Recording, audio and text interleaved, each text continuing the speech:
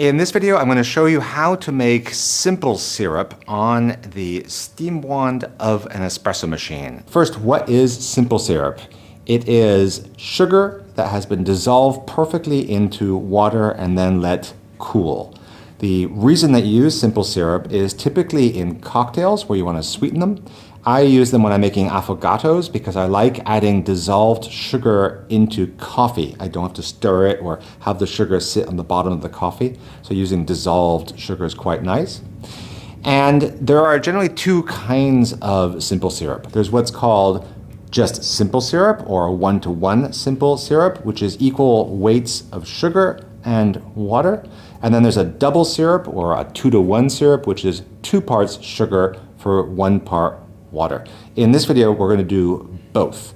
And that double syrup is especially difficult because the sugar concentration is so high that it'll tend to precipitate out of the water. You might be asking yourself, why do you even want to use an espresso machine to make simple syrup? There are a few reasons.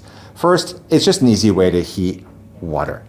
Secondly, when you're making simple syrup, you have to actually stir it in order to get the sugar to dissolve. If you just put hot water and sugar, it doesn't do anything.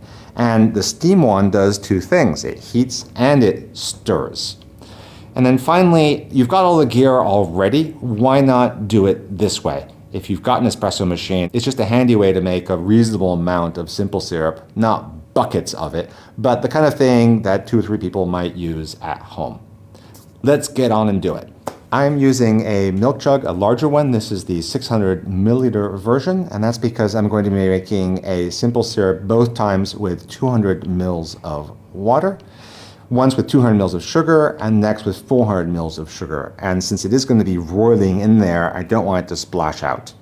I also use a thermometer because I don't need to boil it. I'm going to stop at a temperature where I see that the water and the sugar have fused together and it's clear. First thing to do is weigh out your sugar. You can just use the measurement lines if you've got a milk jug that has measurement lines, or you can use a scale to weigh it. In this case, because we're on video and most people don't have a milk jug with measurement lines, I'm going to weigh it. So let's start with 200 grams of sugar. And to that 200 grams of sugar, you're going to add the same amount, 200 grams of water. Now, if you look inside here, you'll see sugar on the bottom and water on top.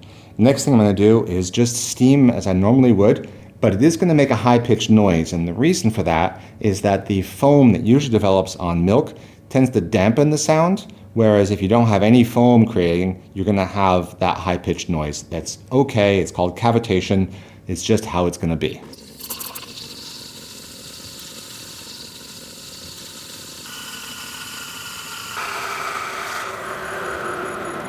You can see I had to go to about 90 Celsius to get the whole sugar mix melted into the water.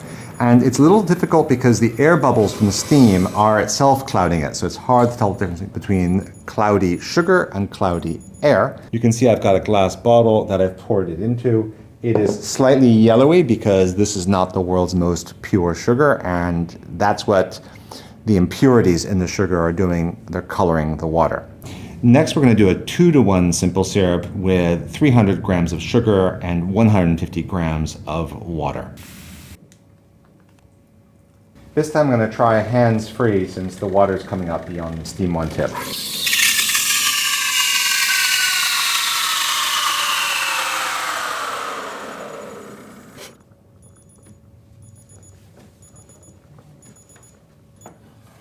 Let's see what it looks like. It's still at 93 Celsius, but you can see,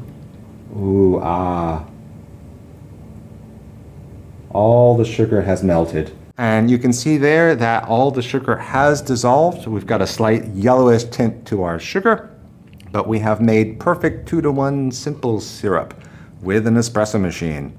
Because if you've got the gear, you should use it. Thanks for watching, and let me know in the comments if you successfully make simple syrup on your espresso machine and how it goes.